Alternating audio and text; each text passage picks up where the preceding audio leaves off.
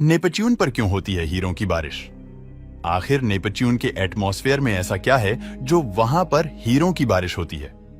हमारे solar system में इस वक्त 8 प्लेनेट है, जिनमें से प्लेनेट नेपच्यून हमारे सोलर सिस्टम का सबसे आखिरी वाला प्लेनेट है।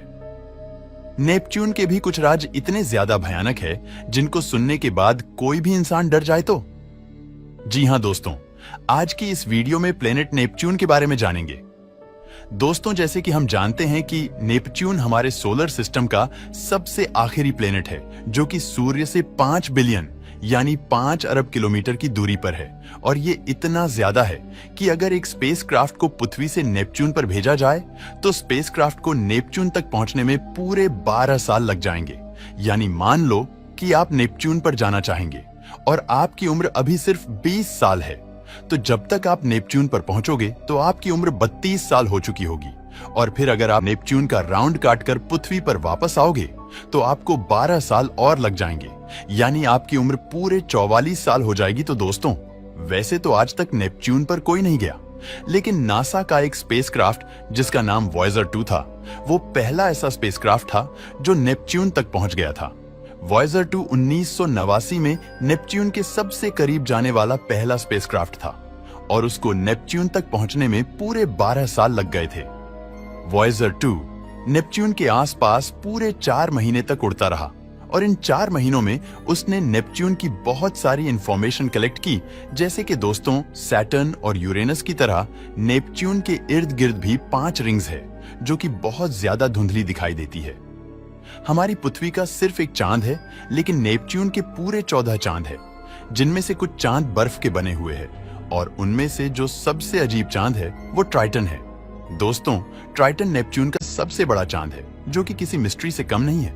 ट्राइटन नेपच्यून का अकेला ऐसा चांद है जो कि रेट्रोग्रेड ऑर्बिट में मूव करता है, यानी जिस डायरेक्शन में नेपच्यून मूव करता है, ट्राइटन उसकी उल्टी डायरेक्शन में मूव करता है, जिसे रेट्रोग्रेड ऑर्बिट कहा जाता है। और दोस्तों, ऐसा माना जाता है कि ट्राइटन हमारे सोलर सिस्टम की सबसे ठंडी जगह है।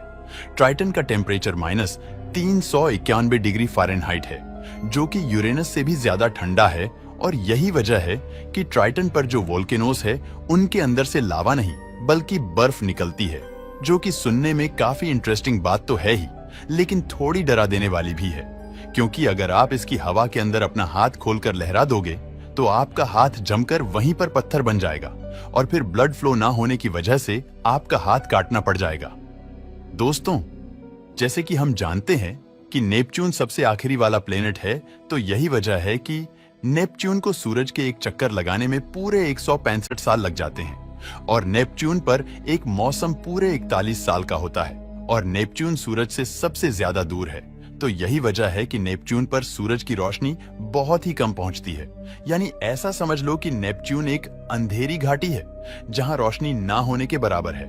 और दोस्तों, अब अगर बात की जाए नेपच्यून पर लैंड होने की, तो इसका जवाब है कि हम कभी भी नेपच्यून पर लैंड नहीं कर सकते और इसकी 2 मेन रीजन है। पहली रीजन ये है कि नेपच्यून एक गैस प्लेनेट है और दूसरी रीजन ये है कि नेपच्यून पर हमारे सोलर सिस्टम के सबसे बड़े तूफान आते हैं, जो कि कुछ हफ्तों से लेकर कई सौ सालों तक रहते हैं। अब अगर हम डिस्कस करें पहली रीजन की गैस प्लेनेट की, तो दोस्तों, गैस प्लेनेट पर लैंड करने के लिए कोई भी प्रॉपर सरफेस नहीं होती। ये गैस प्लेनेट या तो खतरनाक गैसेस से बने होते हैं या फिर बर्फ और पानी से बने होते हैं। तो यही वजह है कि आज तक किसी भी गैस प्लेनेट पर कोई भी स्पेसक्राफ्ट लैंड नहीं हुआ और नेपच्यून की सरफेस पानी और बर्फ से बनी हुई है और इसकी सतह 17,500 किलोमीटर गहरी हो सकती है। और हम जितनी गहराई में जाते जाएंगे, टेम्परेचर उतना ही ज्यादा इंक्रीज होता जाएगा। साइंटिस्ट का यह मानना है कि नेपच्यून के कोर का टेम्परेचर 5100 डिग्री सेल्सियस है, जिसका कंपैरिजन सिर्फ सूरज के साथ किया जा सकता है। यानी नेपच्यून ऊपर से जितना ठंडा है उससे हजारों गुना ज्यादा ये अंदर से गर्म है। और ये तो कुछ भी नहीं, नेपच्यून को अभी तक सिर्फ ऊपर से एक्सप्लोरर किया गया है, इसके अंदर उतरकर नहीं देखा गया। ना जाने इसके अंदर और भी कितने भयानक राज होंगे।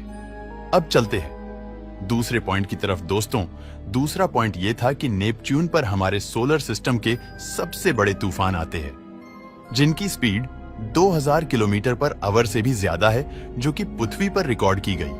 अब तक के सबसे बड़े तूफान की स्पीड से भी 5 गुना ज्यादा स्पीड है और नेपच्यून पर ये तूफान हर वक्त चलते रहते हैं।